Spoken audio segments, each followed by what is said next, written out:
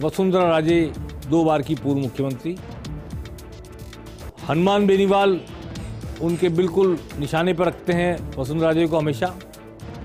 आज उनके गढ़ में या घर में कह दें, हनुमान बेनीवाल के घर में जाकर वसुंधरा राजे ने चुनौती दे दी हनुमान बेनीवाल को, जहाँ से वो एमएलए थे, जहाँ से उनके भाई नारायण बेनीवाल अभी एमएलए। खींवसर गई और खींवसर में जगह जगह वसुंधरा राजे का स्वागत हुआ और खींवसर में जाकर वो खरनाल गई, जहाँ वीर तेजाजी की जन्मस्थली है। वीर तेजाजी की स्थली जाकर उन्होंने अपना नमन किया। इसमें एक सबसे इम्पॉर्टेंट बात तो मैं आपको ये कहना चाहता हूँ कि पिछले 3-4 दिनों से हनुमान बेनीवाल ने ये अभियान चलाया हुआ था सोशल मीडिया पे कि वसुंधरा राजे ने 5 साल पहले घोषणा की थी कि वीर तेजाजी की जन्मस्थली पर 11 लाख रुपए भेंट करेंगे। वो उन्होंने नहीं दिए, इसलिए उनका कहना था कि वसुंधरा राजे को मंदिर में नहीं आने दिया जाए जब तक वो 11 लाख रुपए ना दे दें। आज उनकी तरफ से यूनुस खान ने 11 लाख रुपए पेश कर दिए। मंदिर में लोगों ने कहा कि नहीं, 11 नहीं 21 की बात हुई थी, तो 10 लाख रुपए और मंगवा कर दे दिए गए। यानी 11 लाख के बदले 21 लाख रुपए वसुंधरा राजे की तरफ से वीर तेजाजी के स्थली पर कार्य करने के लिए आज दे दिए गए। उसके बाद वसुंधरा राजे वहां गई।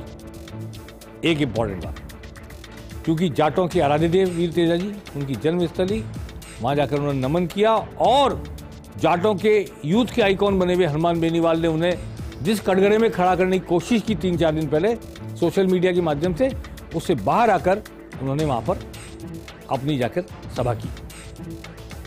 वसुंधरा राजे खींवसर में गई तो गजेंद्र सिंह खींवसर ने उनका स्वागत किया, जो पूर्व मंत्री रहे वसुंधरा राजे के बहुत करीबी, और धनंजय सिंह जो गजेंद्र सिंह खींवसर के बेटे हैं, आज एक तरह से उनकी वो अगले चुनाव में मैदान में आने के इच्छुक बताए जाते हैं। उनकी थोड़ी सी एक कह सकते हैं कि लॉन्चिंग जिसको कह सकते हैं सार्वजनिक रूप से, वो आज धनंजय सिंह की वहाँ हुई, गजेंद्र सिंह खींवसर ने जब स्वागत किया। अब इसके बाद जो दूसरी इंपॉर्टेंट बात है, कांग्रेस के प्रत्याशी सवाई सिंह गोदारा थे बेनीवाल के खिलाफ, आईजी रह चुके हैं पुलिस में। आज सवाई सिंह गोदारा और उनके पुत्र सिद्धार्थ सिंह खींवसर से खरनाल तक वसुंधरा राजे के साथ रहे, तेजा स्थली तक साथ रहे। और इतना ही नहीं, सिद्धार्थ सिंह ने एक उप प्रधान खींवसर में, पंचायत समिति के उप प्रधान जो आरएलपी के हैं, हनुमान बेनीवाल की पार्टी के हैं, उनसे वसुंधरा जी से उनको माला पहनवाई और उनको भाजपा में शामिल किया।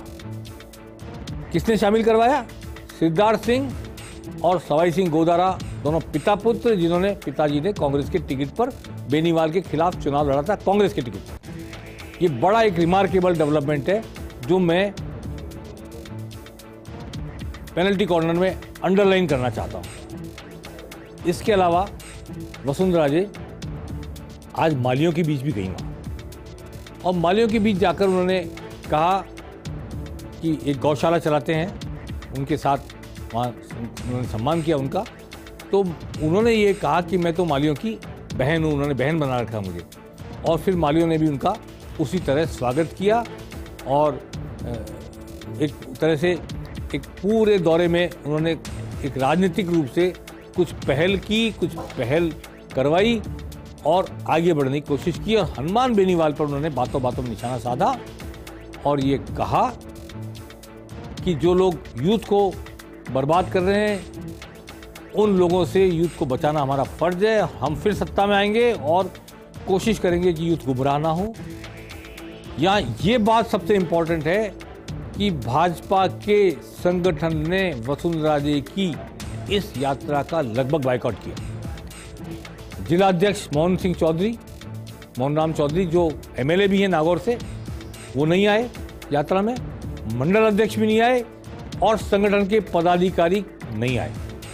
यूनुस खान साथ थे, सीआर चौधरी पूर्व सांसद और पूर्व केंद्रीय मंत्री साथ थे, श्रीराम भीचर पूर्व विधायक साथ थे, मंजू बागवार पूर्व विधायक साथ थी, और वसुंधरा समर्थक जितने लोग हैं, पूर्व विधायक और अन्य, वो सारे थे। लेकिन भाजपा संगठन की ओर से कोई पदाधिकारी इस यात्रा में शामिल नहीं हुआ। ये बात इसलिए अंडरलाइन करने योग्य है कि आने वाले समय में चुनाव होना है। वसुंधरा राजे पार्टी की राष्ट्रीय उपाध्यक्ष हैं और उनके दौरे में जिलाध्यक्ष तक ना पहुंचे, मंडल अध्यक्ष तक ना पहुंचे, आंतरिक स्थिति को समझा जा सकता है। लोकेंद्र सिंह कालवी को उन्होंने श्रद्धांजलि अर्पित की। कल्याण सिंह कालवी के पुत्र, राजपूतों के बड़े नेता रहे कल्याण सिंह कालवी, उनके बेटे, और जिन्होंने करणी सेना की स्थापना की थी। तो इधर जाटों की तेजाजी के स्थान पे गई, मालियों के बीच गई, और राजपूत नेता लोकेंद्र सिंह कालवी के निधन पर शोक व्यक्त करने भी गई। कोई जाति का विभेद उन्होंने नहीं रखा और अपने तय किए हुए कार्यक्रम को पूरा करते हुए जयपुर के लिए रवाना हो गए।